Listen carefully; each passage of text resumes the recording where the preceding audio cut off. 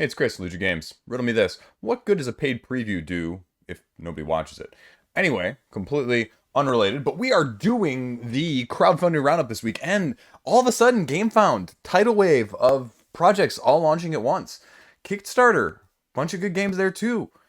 This is a big week. Next week is potentially a little bigger. Now, again, between Sleeping Gods and The Great Wall reprint, this is pretty stellar, not even including Mythic's Anastyr right now. So, next week though, but we're not here to talk about next week.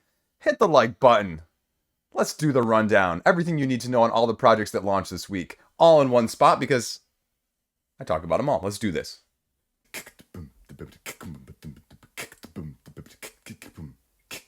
Yeah, it's me. I got a Patreon. Subscribe if you're not already there. This is Sleeping Gods Distant Skies. The only question is whether or not Great Wall was going to fund more than Sleeping Gods. And, you know, I'm doing this at the time of less than 24 hours in at this point. And, I mean, by the time you guys probably watch this video when it comes out, it's going to be over $1 million. This is Sleeping Gods Part 2, 2.0. 1.5? What do you call it? I guess the biggest comparison that I can put out there is Nemesis and Nemesis Lockdown, right?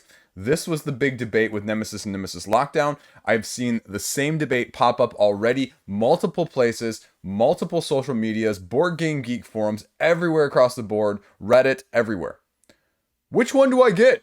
Should I get the second one? Should I ignore the first one? I mean, and that was the question with Nemesis, right? The ceiling was known in Nemesis, and then they changed things and took things out and added things in a good way. And that's what they've done here, right? Including the player characters and some of the combat and those sort of things that were a little bit critiqued before.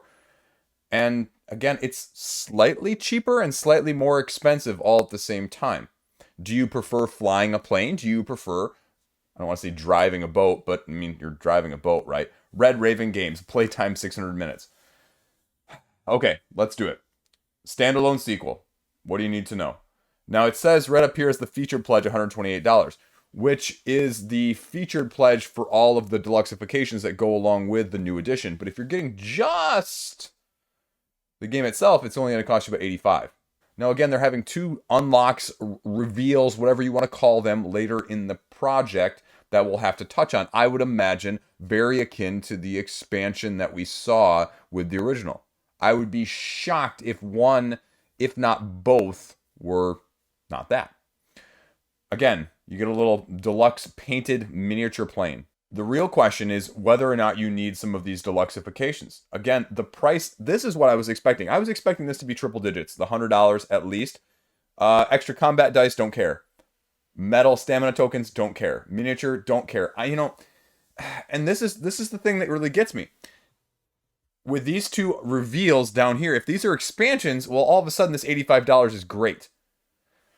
But you've also got people like me speculating, if you just got the base game at retail, would it be less than $85 if they're making the MSRP $100? And the answer to that is I have no idea, because we haven't really seen a significant drop in Sleeping Gods on the retail side when it's been available now, post-campaign. And so that's the big gamble. And so if both of these are expansions, well, then it's a no-brainer. If one of them's expansion, it's probably still a no-brainer. If neither are expansions, again, how grass is greener do you want to ride this thing? Because you can also get this little primeval peril, as I've seen people describing it as sort of a mini Sleeping Gods light, if you will, a couple hours of play to try and get used to it, or to have a smaller version of it in a nutshell.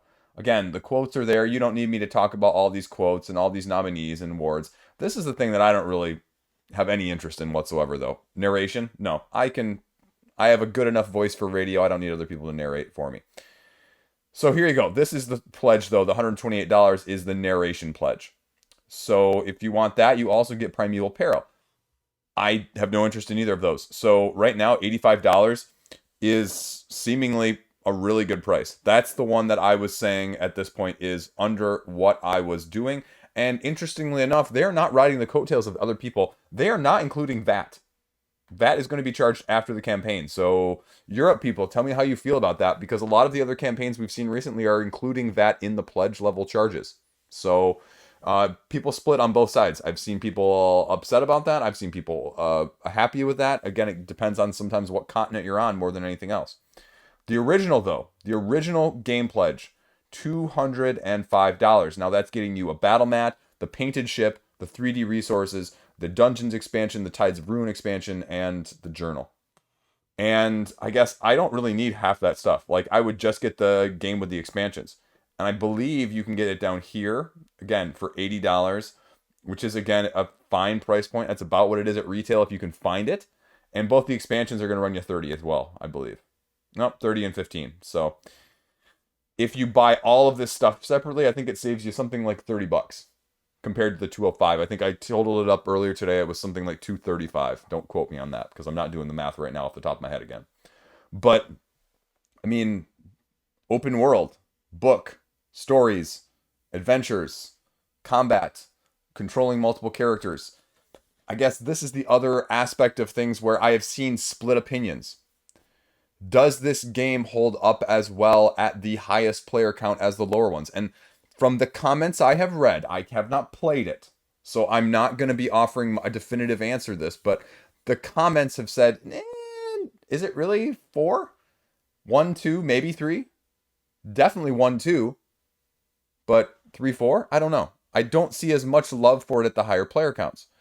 At the same side, I've seen some people not liking the solo because they said something like, again, not being completely familiar with it, you're playing 9 characters at a time with the solo mode, which is a ton. So, again, this aesthetic, this flying through the land has more appeal to me than the boat. Now, again, comic book intro, I can pass on that. Just show me how to play. But this is all the stuff you're getting. Collector's Edition bonus content that we talked about above, the new mechanics that they break down here, including the combat, and it's completely independent. So they run over here the very stuff that you need to know. Accuracy has been removed, so you don't miss in combat. That's people's big thing, even with dice, is that you miss, and, well, then that stinks. Enemies have abilities to contend with, and you have to deal with enemies. If they go unchecked, they're going to grow stronger. The action system is now slightly more flexible in this, and you're going to be able to travel by foot or by plane to events that are around the board, and gives us more variety. And I guess, I don't know, does this need more variety in that aspect? Permanent ability cards, character stories, adventure cards, great, new resources, and the reprint of everything else new. So all of the biggest channels that you can imagine, like I said, and there you go. That's it, though. Surprisingly, there's nothing or no video about this one apart from what Red Raven puts out. And I think that's been pretty typical of them, but I can't speak to that. Transparency for you guys, I am actually more enticed by this. I was sure it was going to be $100, $120. I'll click follow because I want to know those reveals.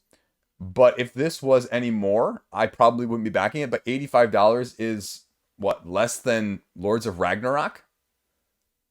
So, I mean, yeah. So I may actually be backing this one after all. But the biggest thing is, again, like I mentioned last week, I have too many campaign games. I need to play my campaign games. I need to sell some of my campaign games, or just figure out what I'm going to do, because, I won't have this until what, I don't know, what, the end of 2023 or something like that. Who knows? I didn't actually look at the date. End of 2023. So, you're talking almost, 18, 20 months probably from now. So I have time, right? My shelf with Shane will be clear by the end of 2022. So, I'll be doing good from that aspect. But there you go. Everything you need to know right now about Sleeping Gods, Distant Skies. Check it out. Can I just say as a side note, when you go to Gamefound right now, featured projects, they put 6 projects up there. But then you have to go down much further to get to the rest of the projects, which is kind of weird for me. Anyway. Okay, now we have the other big one. And this one, again, a little slower start than I initially expected. And I'm not sure if that's because it's a pure reprint right now, but we'll talk about that in a second. This is the Great Wall reprint from Awakened Realms. Solo, fully co-op, and competitive worker placement Euro-style games. And it comes with multiple modes, like I mentioned, multiple expansions as well. Now, the other interesting aspect that they're doing here is they're only offering the miniature version. I guess there's rumors of the meeple version coming to some sort of a retail presence. So initially, people were clamoring in the comment section today about that. They're only offering it miniature or miniature and Sundrop. And miniature Sundrop with everything right here is going to cost you 340 euros. That is a ton of freaking money for €1 game.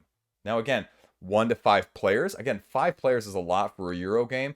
And I've heard this one, it'll definitely last you a lot more than 120 minutes. I'd say that's an understatement, if anything. I'd say easily 150% of that, just from what I've seen and people talking about. And again, do you want it? It's going to still cost you, just with the core of the stretch goals, 116 euros. And that's the Dragon Pledge, folks. So let's talk about that for a second, though, because this is a reprint, right? We saw that the price differential between Sleeping Gods, the original, and the first Kickstarter campaign. Sleeping Gods here, $70. $80 now for the base game reprint. Now, Great Wall, $116 for that Dragon Pledge. Dragon Pledge, right? Just the stretch goals, that's it. So not throwing in anything extra, just there. Go back over here, that was 90 euros. That's a bigger difference than I was expecting. That's not insignificant. So take that for what you will. Now, again, you can't really get it elsewise, so that's fine too. Sundrop is going to cost you an extra 50 euros. Gameplay bundle here with the expansions and the Air Dragon that we talked about, and just price goes up and up and up. You can order them all separately if you want, and that's it so far. And then a bunch of videos just with all of the big channels that you can imagine. Unique worker placement, they talk about it a little bit, but again, they don't really go into any of the mechanics on the board game page. They list more awards and more videos than anything else. And so if you're a new person looking at this page, there's nothing on here to entice you, apart from some quotes from some big name people. And that's fine, but it is what it is. Now, I mentioned it because I saw it in the FAQ here, and I'm going to show it for you guys, because the question I had last week was whether or not this was going to have anything new. And as you saw me just say, there's nothing new on there yet. Now, if you scroll down here to the FAQ, if you go to the right place, let's see. Will there be any new content during this campaign, or is this a reprint? Basically, we plan to do a reprint. However, we'll assume we'll add a revised rulebook. Okay. Please wait for official updates for any additional information about additional content. Smiley face emoji. So, are they going to? I guess, if you're going to, why not just have it out there? If you're going to, why not get people hyped up and get them into this in the first place? I don't see a reason to wait. Like mid-campaign. I don't. So it's just a weird strategy if that's what they're going to do. And it's fine. I mean, I don't know. Just my own personal opinion. There you go, though. That's everything right now on the Great Wall reprint. We're just going to stick with all the Gamefound ones in a row right here. Next up is Assault on Doomrock, the Ultimate Edition from BD Games. Again, 105,000 euros in less than the first 24 hours. And this is a very interesting roguelike game with 1 to 4 player, either co-op or solo. Heroes venturing forth. What could go wrong? 3-act fantasy campaign. I've seen it compared brutal combat in the sense that Too Many Bones, although these two are distinctly and completely different otherwise.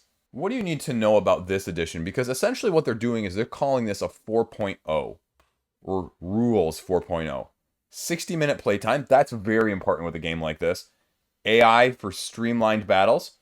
Rebalance. Again, how does that make you feel? Like you're getting this reminds me of Machina Arcana, right? Finally getting some balance. Finally getting a good rule set, right? Anyway, mechanics for taunting, stealth. I mean, this is the game that speaks to me, and I am not familiar with this game as much as I probably should be, because it sort of flew under the radar. This was sort of pre-heavy co-op Chris League of Games. So I don't know as much about this one going in as I probably should have.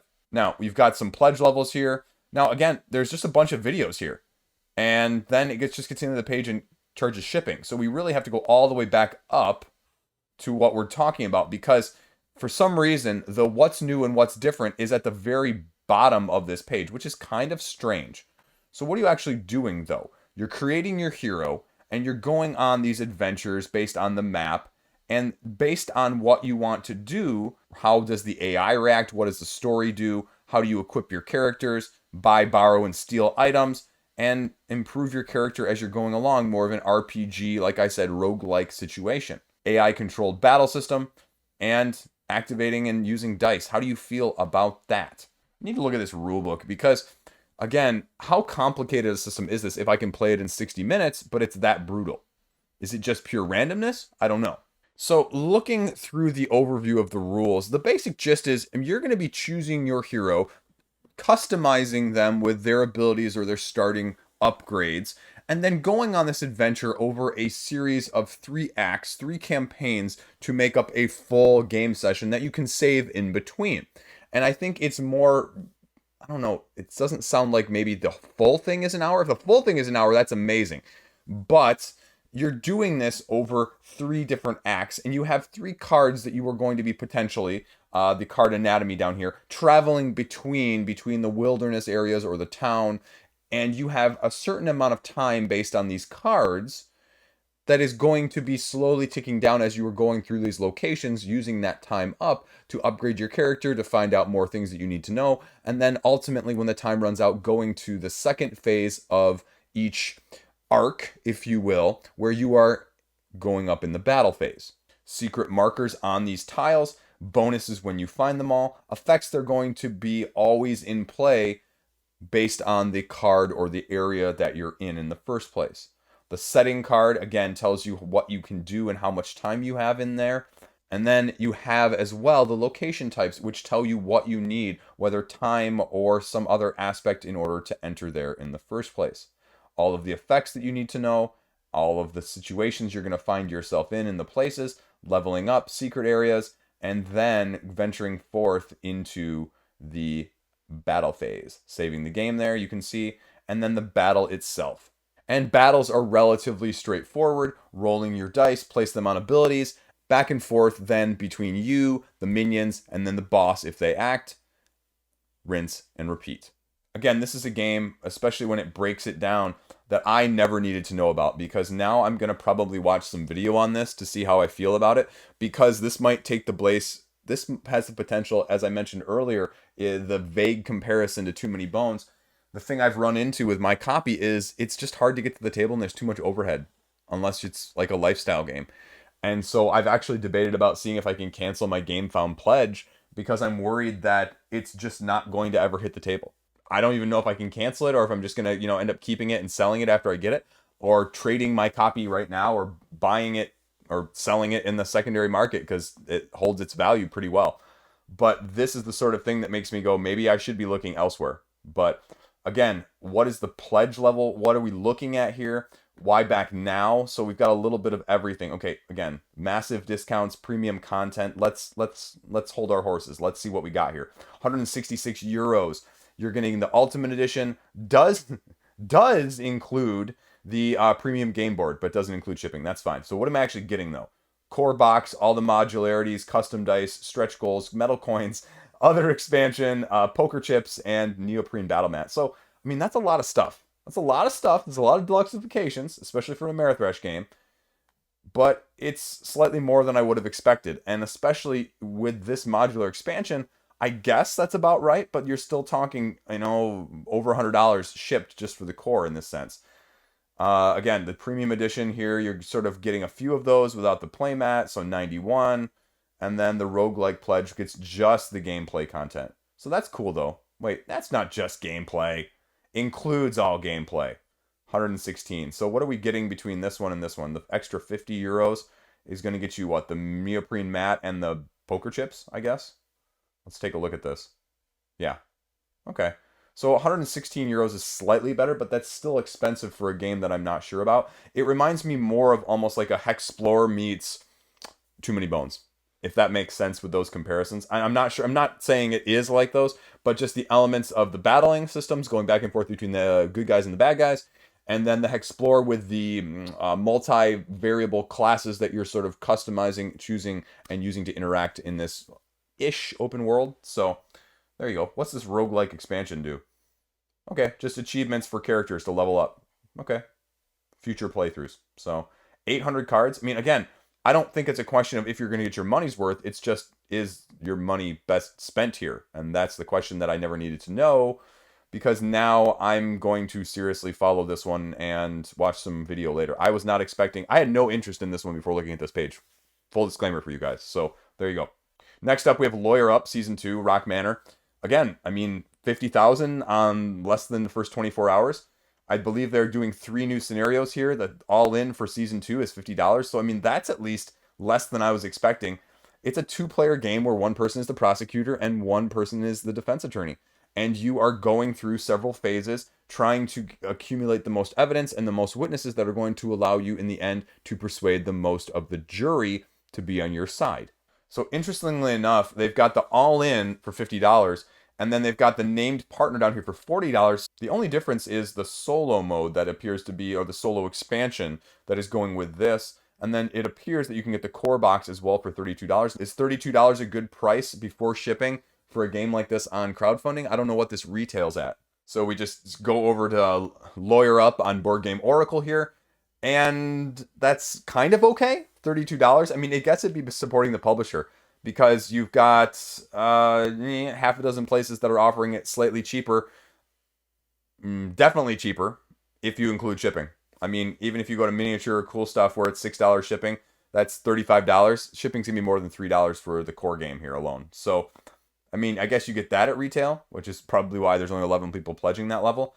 But there you go. Some daily unlocks. Now, I saw on social media, they've got a bunch of personalities included in some of the cards in these cases. So if you have any questions about that, you can check it out. It looks like you can get all of the cases individually too.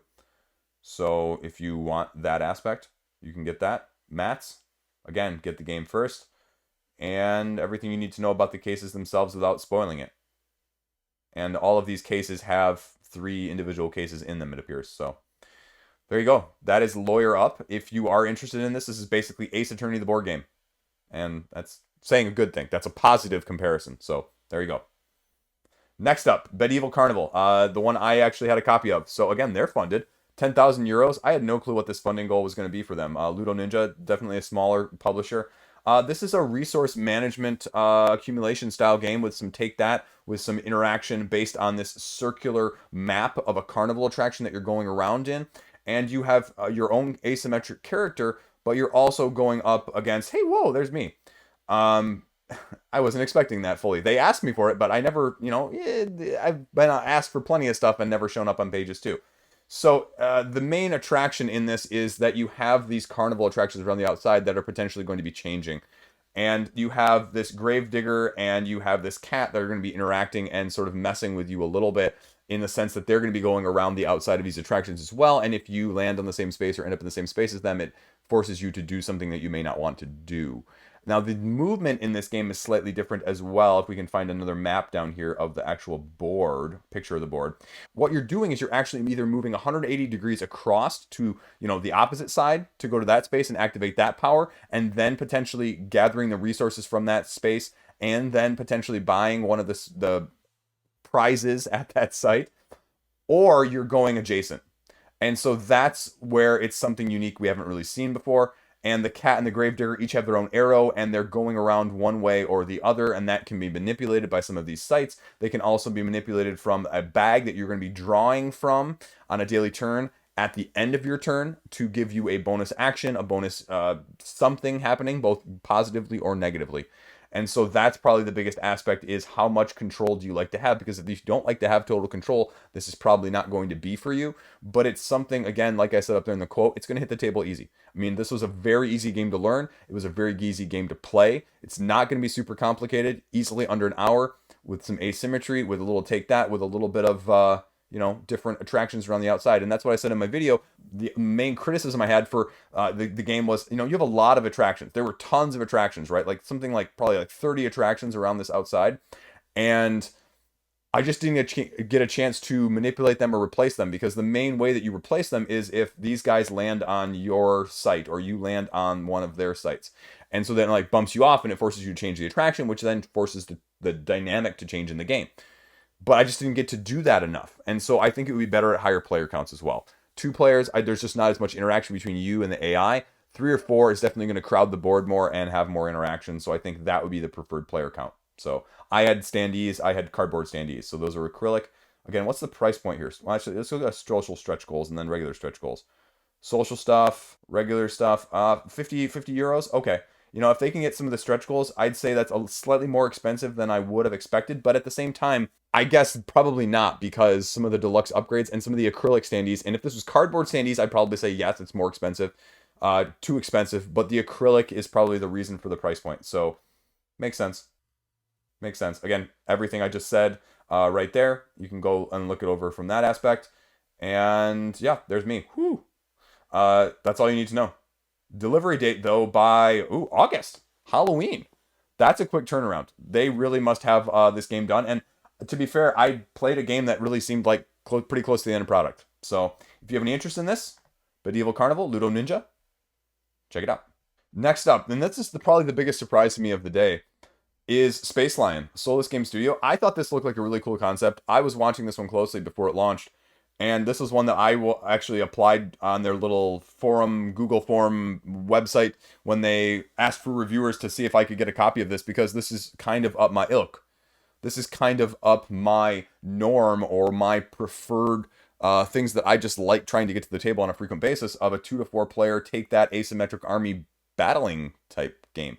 And I don't know if it's just going up against a bunch of stiff competition. I thought the price point when I looked at things earlier was relatively good. It was only like $40 for the price point, but it's only got $3,000 in the first day, which is really surprising. And so I'm not really sure why that is. I'm not really as familiar with the product though. So let's take a look. 4 asymmetrical armies, 7 unique gameplay altering heroes. So what are you actually doing? Again, $40 right there. You can see the upgrades. How are you playing? So the basic gist is you have 7 cards to choose from. You're laying down cards in lanes and resolving them in a certain order based on the priority token. So depending on how you interact, depending on what your strength is, depending on what your priority is, things are going to change. Place up to 4 units into 3 lanes. Now that's interesting, is that you can place 1 in every one and 2 in one, or can you place 3 in one, 4 in one even? Obviously, if you don't defend the lane, someone else could attack you. You have to knock out your opponent's towers and bases. So it's a little bit more MOBA in that sense, only more as a card version, which we really haven't seen a ton of. We have a couple of videos here from Soulless Games. Your different decks, your 5 different army decks that you're going to be doing, the 5 different player boards, your tokens. Okay, great. A little bit of video here. Why pledge now? Again, okay, great. I wish there was more on the page that tells me how to play. There's not anything good that tells me how to play on this page. It needs more from that aspect. Right now I can say I'm not sure what I'm doing with these cards, right? That's more of the issue. So you go over to the rule book here though, and it gives you some synopsis of these enemies or these armies that you're going to be choosing from in terms of play style. I guess that would be my other question, is how adaptable are these games? Is this sort of like a Exceed or a BattleCon where you're set with this army and it's just how you use this army? Or is it more along the lines of Soccer Arms or Blade Rondo, which is it's going up against right now, where you're choosing some of your cards to play versus all of them every single game? I was thinking it was originally more like that, but clearly I'm wrong. Each army has 7 units, 0 to 6, name, strength, player board. Again, runs through that. So basic setup, 2 players, 3 lanes. You're putting down cards in each of those lanes. 3 player, you're going to have a center lane. This is interesting.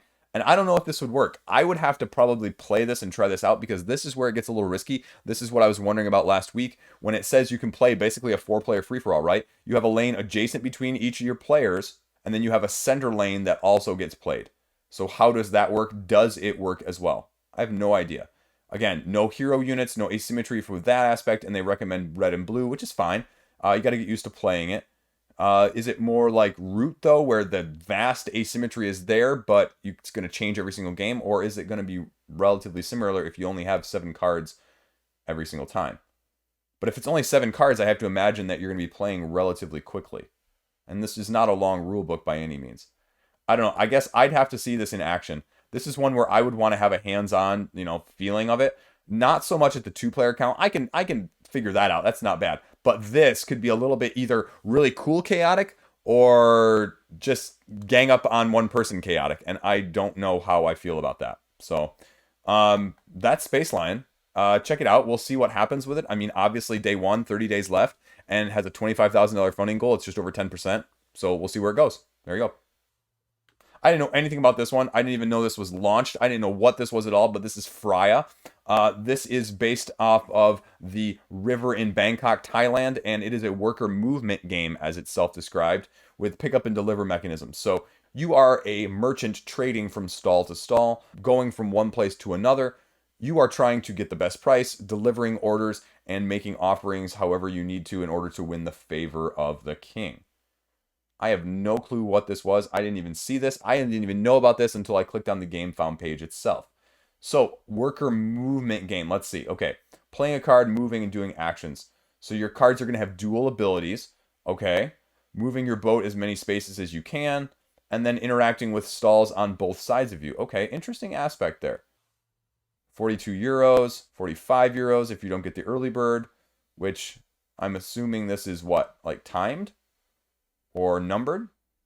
I'm assuming timed because I don't see anything. Now, there's not a whole lot else on the page here, which is unfortunate. Maybe that's why it's having a little trouble. Actually, we got a little video here, how to play. One video in each language. Okay, I mean, again, I didn't know anything about this. And Gamefound doesn't have the foot traffic that Kickstarter does right now. I guess the other aspect of this is why. Like, this is cool, but why is this different? What is different about moving worker placement, getting moved? Pick up and deliver. What's different about the pick up and deliver? I need more. Again, I mean, it's almost 50% funded, so interesting conversation. Check it out if you're interested, though. Okay, let's jump over to Kickstarter. We have some interesting projects, interesting pages, interesting conversation here. Anastyr from Mythic. This came really hot out of the gate on Tuesday afternoon. It has sort of tapered off, though, over the last 24, 36 hours, sitting between $300,000 and $400,000 in this time. Now, again, nothing bad, but I always wonder because Mythic has sort of this internal projection. I'm guessing that's probably going to be a lot higher. So we're going to see what happens with this one over the course of the campaign, which is about 2 weeks longer. Now, what is this game? This is a 1 to 4 player miniature game, which, again, on the surface actually gives me vibes of more of a Cthulhu Death May Die Zombicide-esque system with some of the accessibility and some of the mechanics. And I say that as a positive, actually, because I've seen some of the other Mythic games in the recent past that seemed a bit too more complicated or just that weren't going to be as easy to hit to the table. And so I think this gives more of that vibe for me initially. It is a game where you are in this world. You are going up against this evil witch who is the queen of the dragons. And you are going up against these enemies in a scrolling landscape, open world-esque game with variable spawning, upgrades, RPG-esque miniature-based game. And as it says here, beat 'em up, mounts, magnetic miniatures on said mounts. How do you feel about that?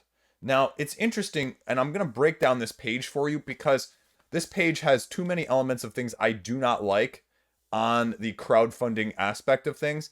And I'm not sure if I'm the only one, but this is stuff that just sort of rubs me the wrong way.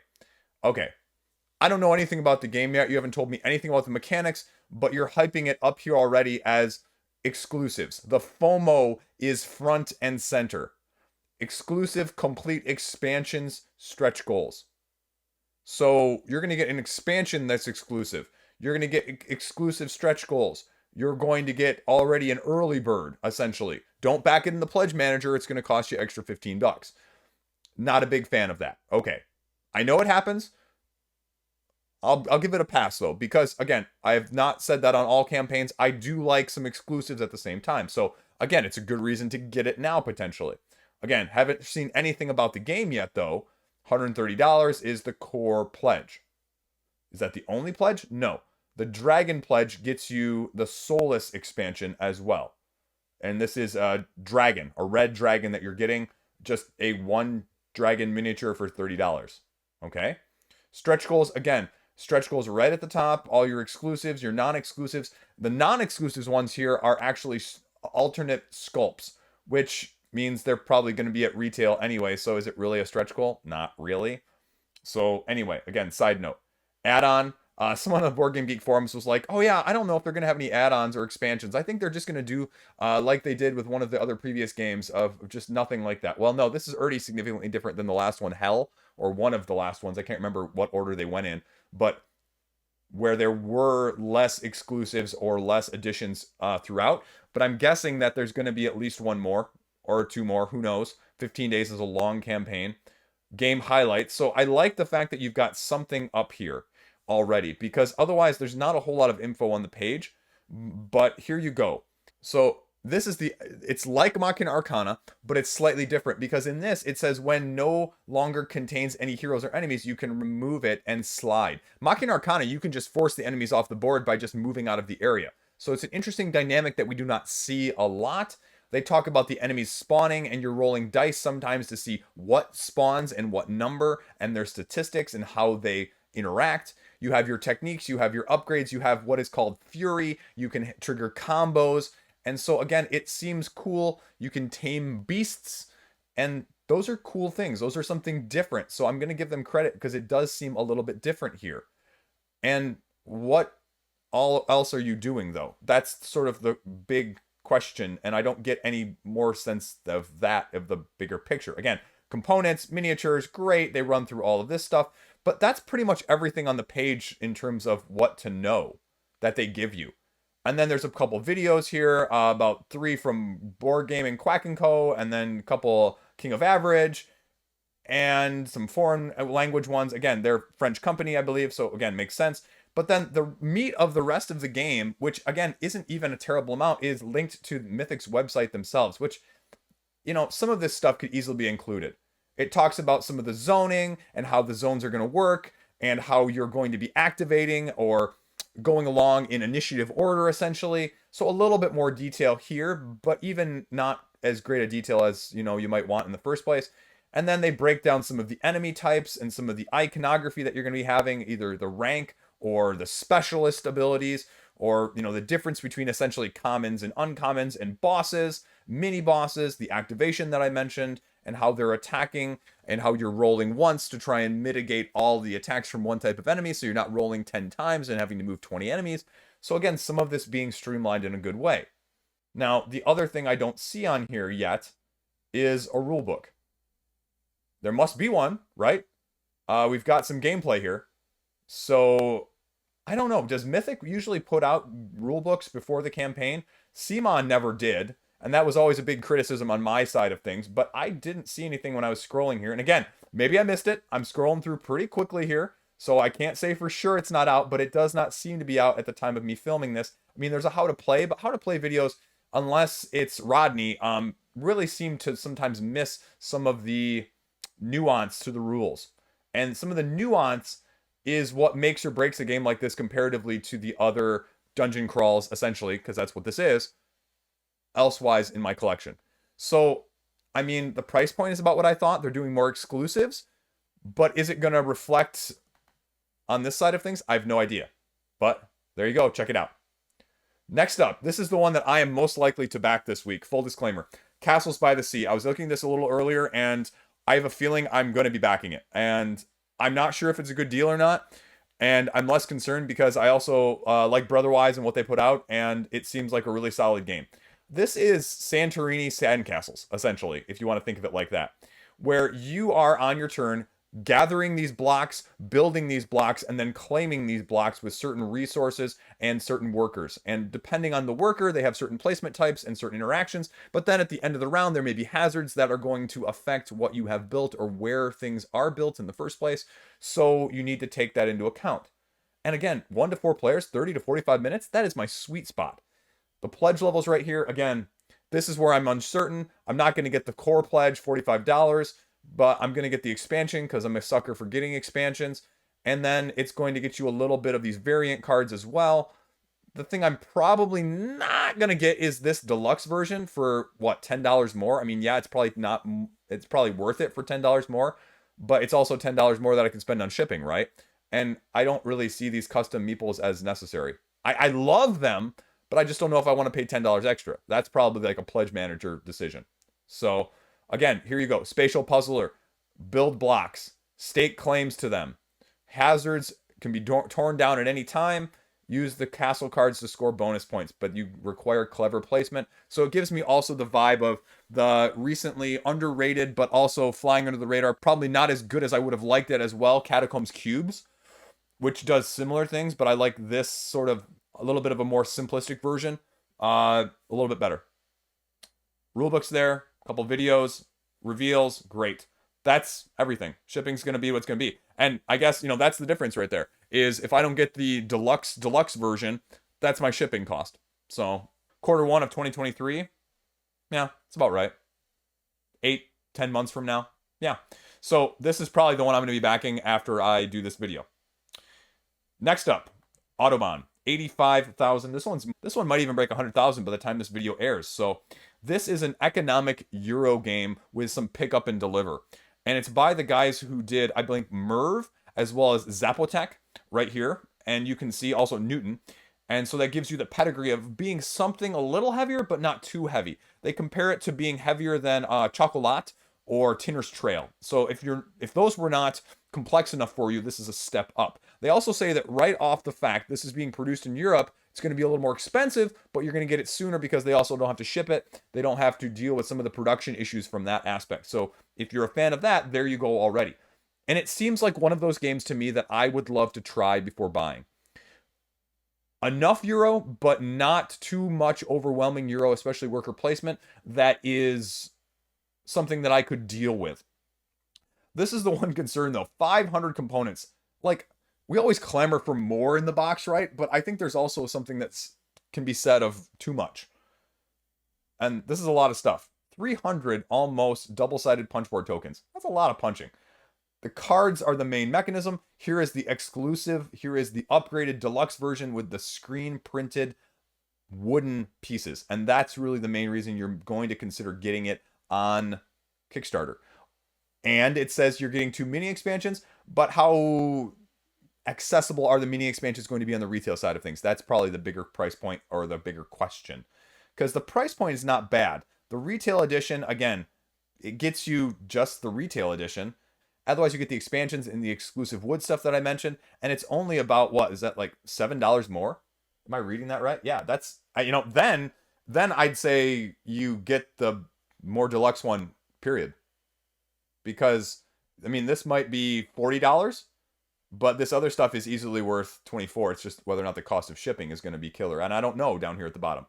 But I like the idea of playing cards, optimizing those cards, and then until you play all of them, you then use the pickup card mechanic to be able to use them again, unlock, upgrade, advance, and score multiple paths to victory. I like that aspect. It's just how strategic is it? And that would be the one turnoff, which is why I view this as a try before I buy for me personally. Because it doesn't look overly complex. You're even getting a solo mode. But sometimes these are just still a little bit too much for me, or too much for me to be able to play with anyone regularly in the group.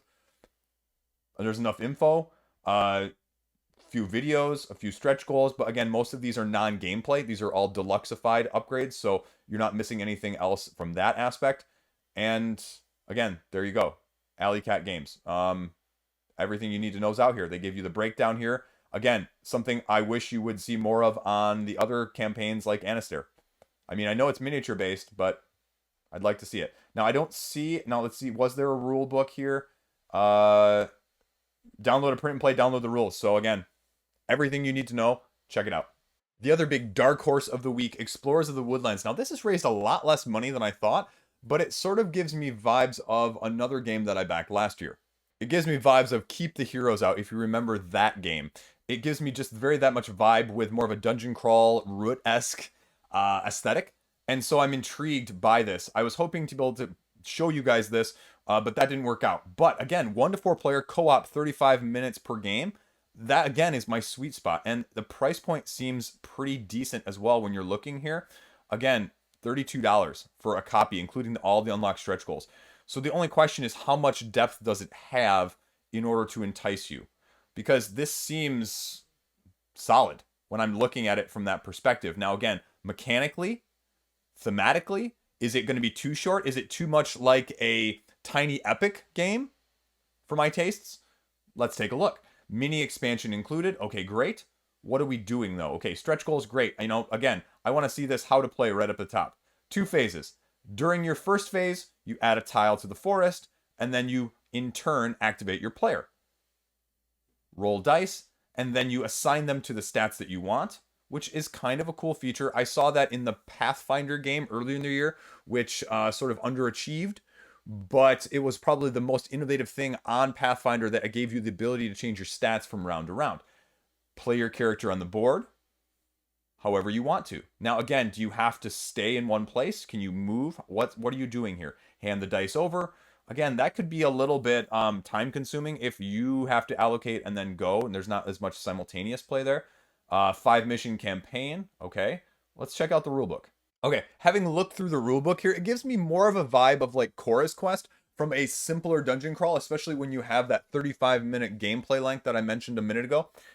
And again, I don't say that as a bad thing, but it does remind me more of a tiny epic. So I guess the question is, do you need something in that sort of middling zone? Something that is going to be quicker, easier to get to the table? Because, I mean, this is very easy mechanically speaking. You've got your hearts and your orbs as your 2 basic, resources of your character. And then you just lay tiles out, like I mentioned, to set up the game board. Then you activate your dice by rolling them, placing them in the slots to allow your abilities in different ways to be managed. Movement. I mean, you can then allocate these dice however you want among the attributes of movement, concentration, special actions, and summoning. And part of that is going to be combat as well. And then one of the things I mentioned, the orbs are going to give you special ways to essentially re-roll or mitigate the dice rolling, or make purchases to get that loot that you saw just a minute ago above, spending the orbs to unlock unique powers. And that's really the question, is does this game have enough depth? Because it reminds me of a root aesthetic Tiny Epic Dungeons, if you will, but without as much heroes, I guess, as Tiny Epic Dungeons, or as much villains as far as I can tell, because they've really got the 4 here in terms of the heroes. And then I'm assuming there's a good set of monsters here. They talk about the combat, again, being very simplistic, rolling, measuring who has more attack defense. And then if they don't kill them, then they stay on the board.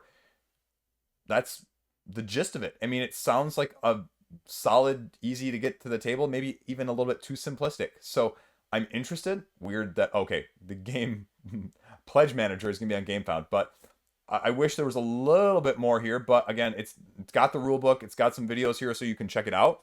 I mean, the price point is good. The price point is probably the most tempting thing. I thought this was going to be a little bit deeper than it is, but I don't say that in a bad way. That I think if you're looking for something that is of that lighter style, I mean, that's probably the more telling thing. It's only got $16,000 because the game is less than $40 a piece. So it's actually doing really well, I'd say. So Explorers of the Woodlands, check it out.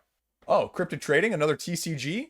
I've seen a few comments about TCGs, about what the true purpose of TCGs on crowdfunding is. I won't get into that, but it's all speculative. It's all speculative market that people are going to hold on to and not actually play, and hope that it goes up in 3 or 2 or 5 years or whatever it is. But that's the extent I'm going to cover this, because, I'm not going to cover them any further.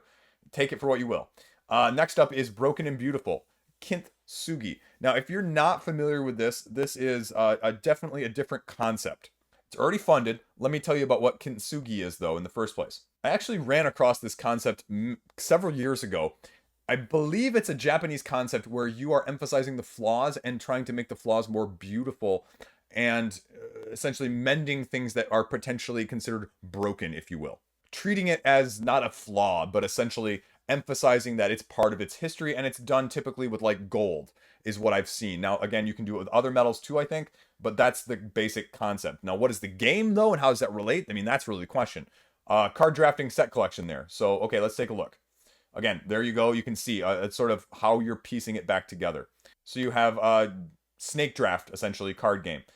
7 different types in that set collection. They're each going to score in different ways. Okay? How do you do that? How do you balance repairing them, but also scoring points on them? It seems like an interesting concept. 2 sides of a single sheet rulebook. Okay.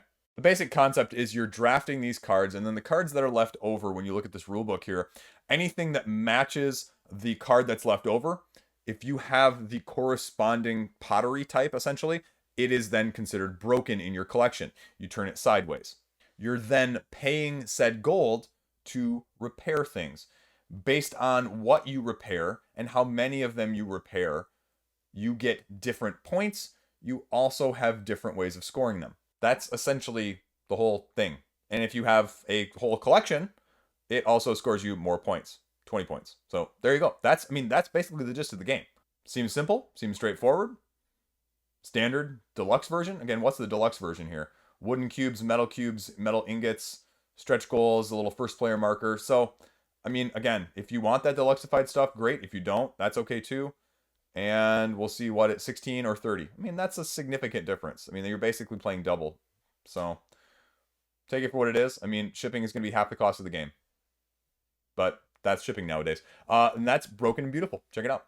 Then we have Morels.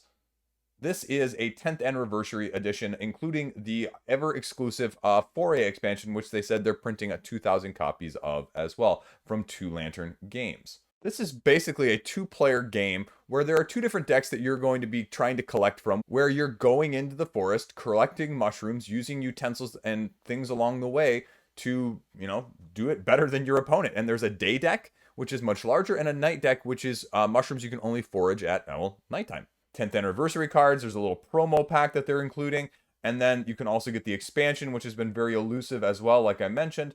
In addition to that, you can get, let's see if I can find it down here. Do they even mention it on the page? There are going to be, I guess, what does it say up here? I'll read it up here. 300 sets of handcrafted pieces. 197 remain so far, and so we'll go down here. 100 handcrafted pieces, only 108 right here. And I'm assuming down here you get the option of getting them as well. Handcrafted pieces right here, 20. Oh, that's agility. So you get everything over with agility. And this is weird. Pledge 25 or more, essentially. How are you going to tell if there's enough left? This is just kind of weird how they're doing this. You should have pledge levels like dedicated for this, because otherwise it's going to be a mess like this if you have more than 300 people pledge. Anyway, again, I think it's a relatively well thought of game. 7.0 if you go over here to Board Game Geek, 2-player game. There you go. That's everything you need to know. There you go. That's the roundup for this week. Again, some interesting games. Stuff I wasn't anticipating, and stuff that both was better than I expected in Sleeping Gods and Castles by the Sea, and slightly less than I was expecting in terms of Anastyr as well as Space Lion. So, we'll see. It's going to be an interesting week. Next week, again, is a really big week. We have some big names launching. And there was just news now recently of the upcoming G.I. Joe game from Renegade. That was supposed to be going to retail, and it looks like maybe they've changed that to crowdfunding. There was a tweet earlier on the day of me filming this talking about that, and a bunch of other news. Because I have enough news now, we are going to be doing another news video on Monday. So if you love the news video, and I know that you guys do love the news videos because the views are always great for those, so thank you so much for that. There will be another one coming on Monday, so click the subscribe button if you are not subscribed, because I break down everything you need to know and a little bit of the hotness, and I talk about it in a funny way, because I'm funny. Funny, not haha, but funny because you can laugh at me. Anyway, that's all I got. I got soccer tomorrow and first kids games, and I'm working, so I gotta make sure I get there in time. But then if I can't, I have to have somebody else cover. Anyway, it's gonna be a very interesting day. I'm gonna go straight from work at 5 a.m. to the soccer games at noon. It's gonna be a mess. So maybe I'll have time to play something at night after things calm down. I don't know though. We've just been doing a lot of badminton, Smash Brothers, and soccer lately here at the house as well. So a little bit of everything. A little bit of everything. It's good though. It's good. It's good. It's good. That's all I got. Have a great day. Something catch your eye? Let me know. What are you backing? What are you not backing? Let's do this.